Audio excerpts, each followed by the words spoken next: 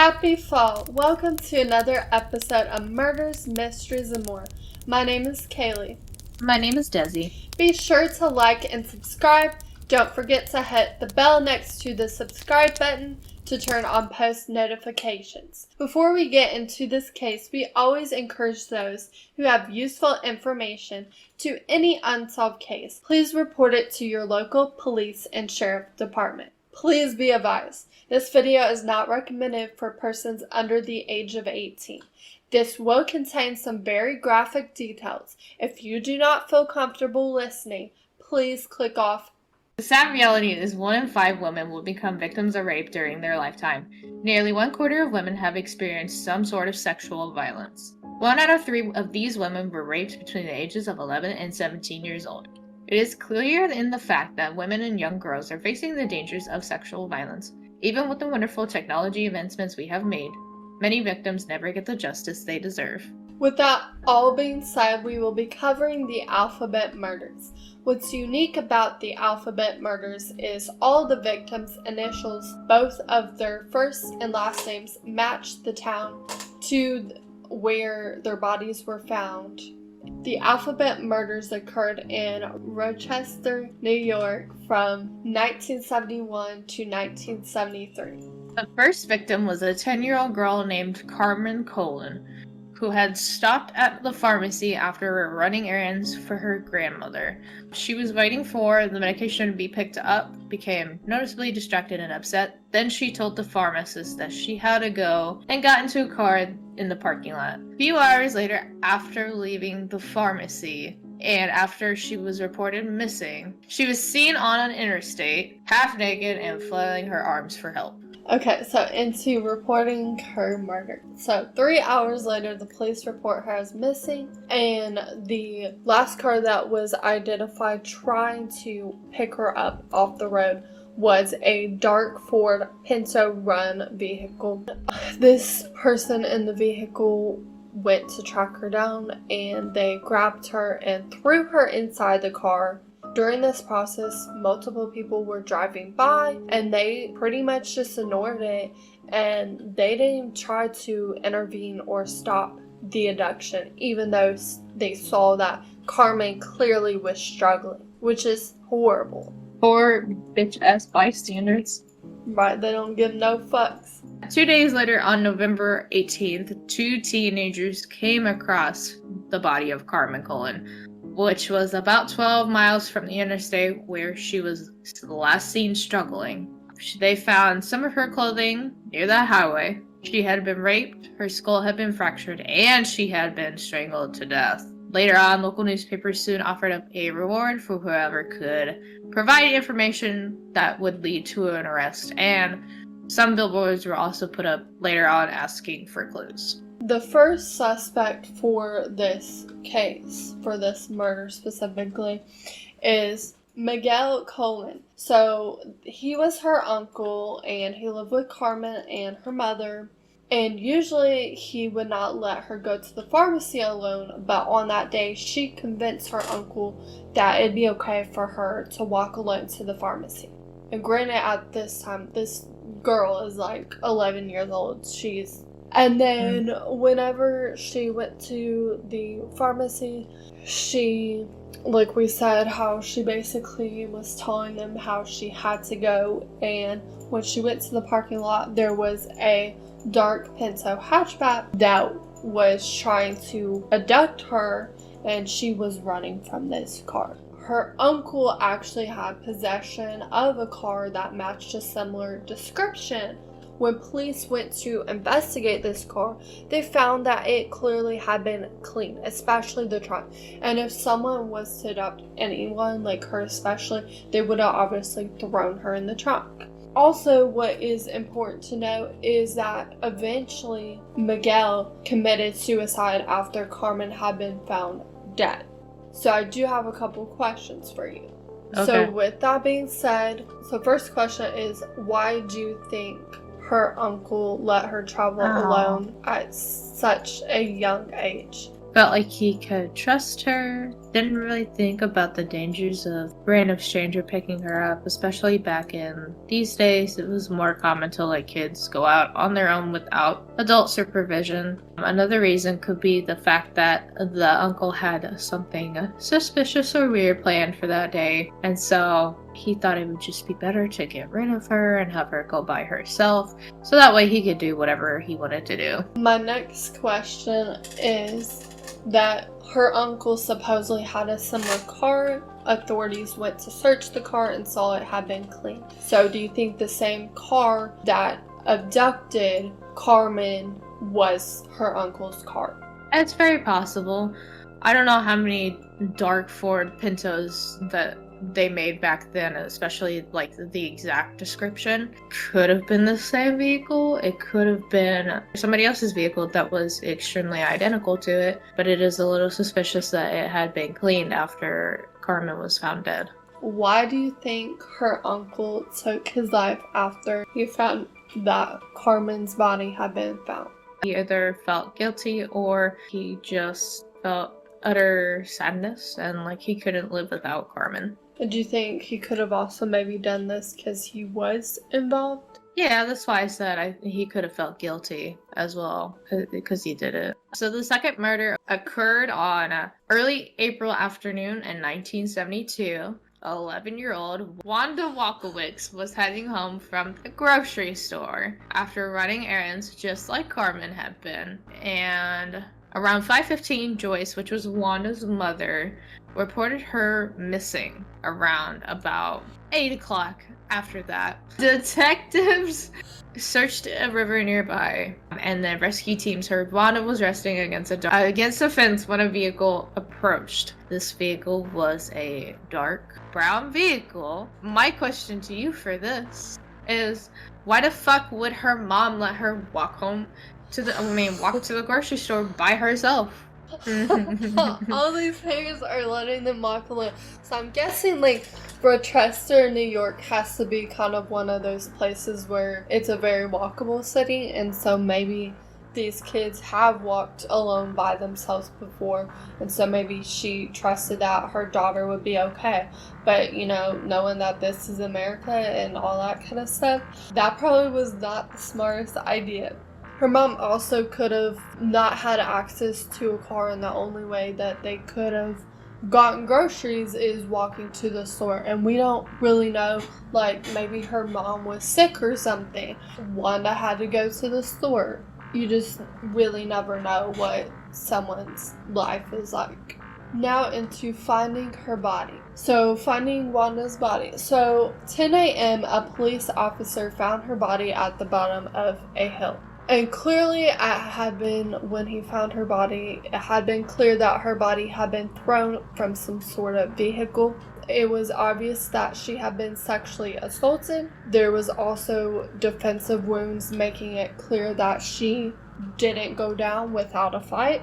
And what is really weird too is Wanda does not have any pets, and she doesn't have like any cats. And there was white cat hair found on her body. So after that, during the autopsy of her body, custard was found in her stomach contents, which is something that her family swore she wouldn't have eaten at home or school. So it's very possible that her killer was feeding her this before he chucked her out the fucking window and killed her ass. Shortly after that, hotlines were set up. $10,000 reward went out. And then after that, there was a tip that said that Wanda was speaking to the driver of a brown car. Another tip after that said they saw a man forcing Wanda into a light-colored Dodge Dart. And of course, just like every other case like this, flyers were plastered all over the surrounding areas in hopes that, evidence would come to light for investigators. Why did the killer choose to feed Wanda custard? As it was a known fact that her family did not feed her this and she did not eat this at school, why would the killer make her eat custard? So one of the reasons why the killer might have ate her custard is I know this is gonna be crazy. So custard's basically like a dessert, and I know at Culver's they have some really good custard, and maybe Carmen's parents, Wanda's parents, did not want her to eat custard because of all the sugar content, and they were all in that health fad, that kind of deal. Anyways, this person could have seen that maybe that custard, kind of like ice cream, is popular among children, and he thought feeding her this could get her to gain their trust so that they could do whatever they wanted to her. I want to go back on like some stuff you said. Yeah, why do you think her body was thrown out of the car? Obviously, whenever they did find her body, they saw that she had defensive wounds. It was clear that she put up a fight. So obviously, the killer would have had two options. And if you're the only one in the car and you're driving a car and this kid is like, maybe he didn't want to veer off the road and crash into somebody else, because then ultimately that would have led to his arrest. So instead, he decided, she's light enough, I'm just gonna throw her out the window. It's not like worth it because I don't want to wreck. That's just gonna get the police after me. There's just like no point of really trying to take her somewhere else if she keeps putting up a fight. Why was white cat hair found on her body even though she had no cats? So I think one of the reason why white cat fur was found on her body is because whoever committed this crime had to own a white cat. And many people, whenever they have pets, a lot of times, sometimes we get lazy and we don't clean up the fur off the vehicle. So this person, whoever killed her, had to own a white cat.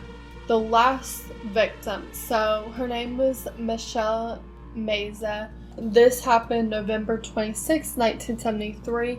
So she was 11 years old. She stopped at a department store because her mother had left her purse earlier. Her uncle did pass her up at some point, offered her a ride. However, Michelle decided to go alone. She was a strong, independent woman. Then witnesses later say that she was seen entering a beige or tan vehicle. Her uncle did not drive a beige or tan vehicle. Oh boy. Why do little girls get in strangers' cars? Who did this beige vehicle belong to? Probably some pedophile looking ass bitch, that's who. So, obviously it was the AB alphabet murder killer, whatever you want to call him, but... The ABC murder. Obviously this belonged to him. Where he keeps getting all these weird colored vehicles, I have no clue. But, and maybe he needed a cheap vehicle, and the cheap ones tend to be these weird colors. They're all busted and beat up, and they look like a pedophile's car. Right, and it could have also thrown the police off because of him just picking different colors. Yeah, typical white pedo, man. I got candy in my van. Free candy for kids. I got puppies in the back of my van, little boy. You want to come see them? Witnesses report that Michelle was seen being held by the wrist by the driver outside of the car. When witnesses tried to stop and check on her, they were met with a glare by the suspect. The kidnapper tried to hide the girl behind him and also attempted to keep his license plate out of sight. He also put on a very menacing enough vibe that the would-be helper person decided to book it out of there and say, "Hell no, bruh." Other witnesses say she was at the restaurant with a white man between the ages of 25 and 35.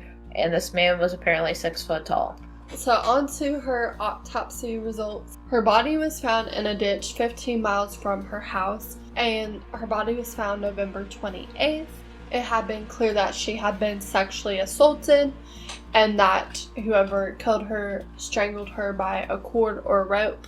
The stomach contents that were in her body were traces of hamburger. And then also what was found with her body, which is really weird, was a picture of the white dude that was found with her. What's also weird is that apparently she had numerous strands of white cat hair on her, just like Wanda. Yep. So the killer for both of them was more than likely the same person. But what's weird is that, the first victim didn't have the same, white cat hair. Maybe during the murders, this kidnapper was like, okay, I'm gonna adopt the white cat. Or what's also possible is that the first murder could have been a kill of opportunity. The other two murders, he took his time and brought these girls back to his place and did away with them, and That's then true. after 2 days got rid of them. Because, I mean, even though Carmen's body was found 2 days later, just like these girls, he could have kept her in a different place.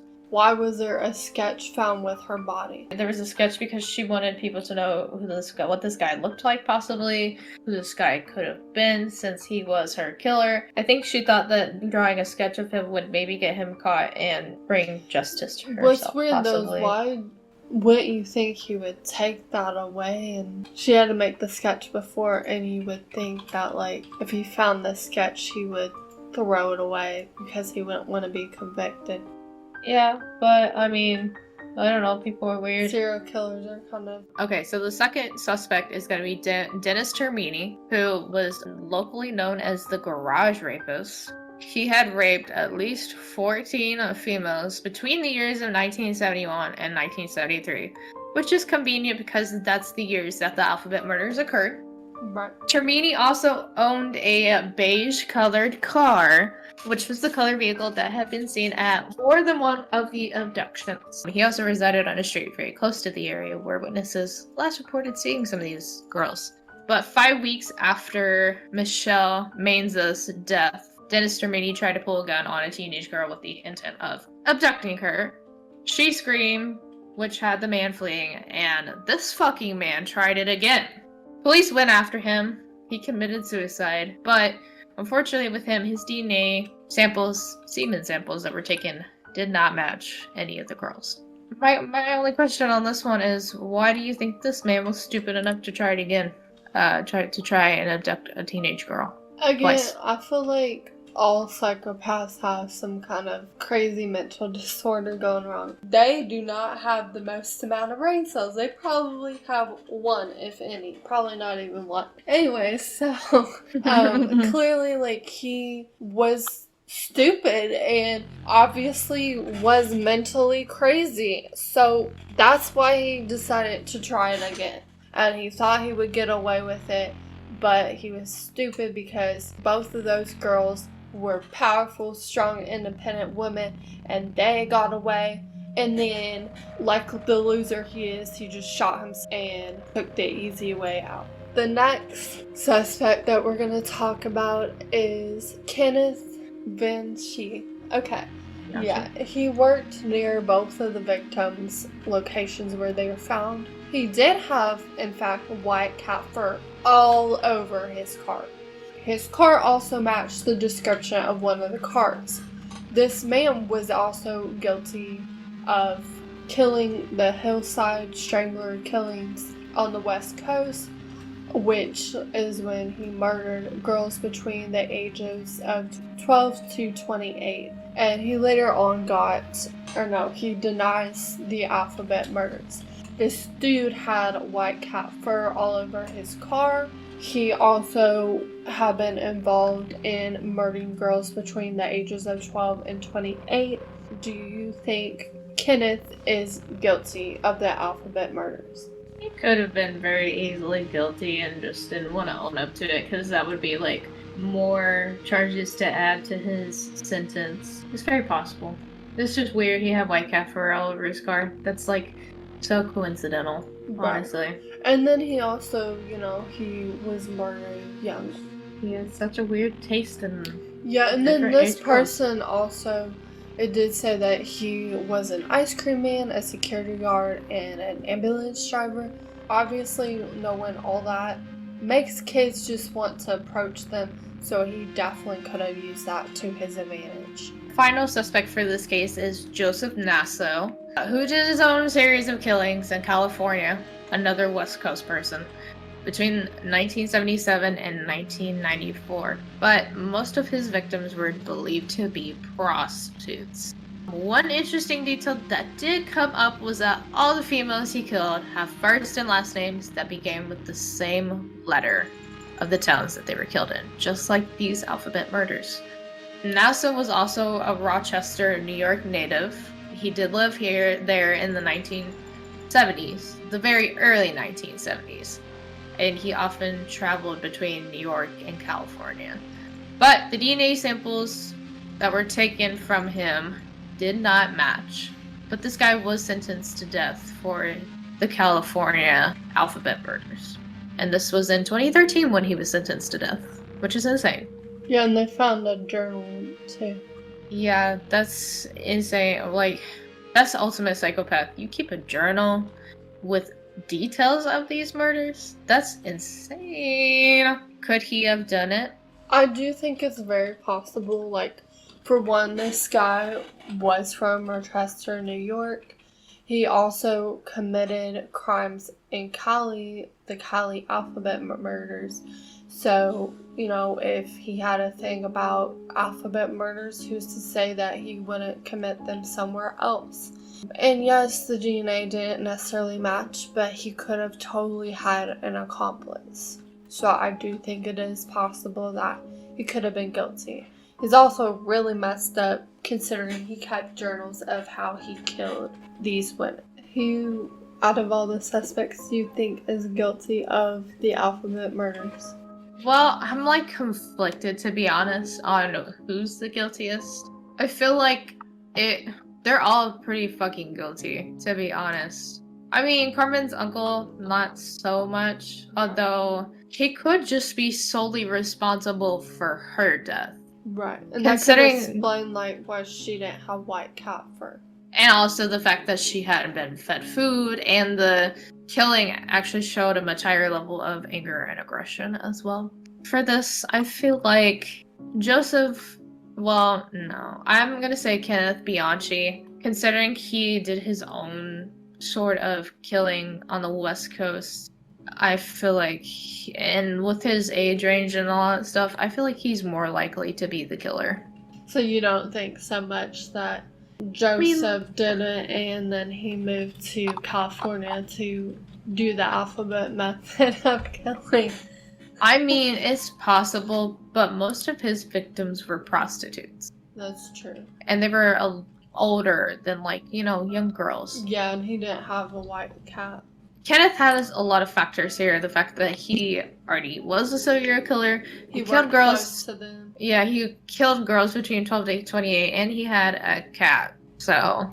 Also, he worked all the jobs that kids would associate with. Yeah. I don't know. It's really messed up, but that would have made the perfect opportunity to kill all those little girls. True, but all these suspects are, they're guilty of some shit because dang, bruh. Yeah, they all did crazy stuff. They're all serial killers or rapists. They're hella guilty of something.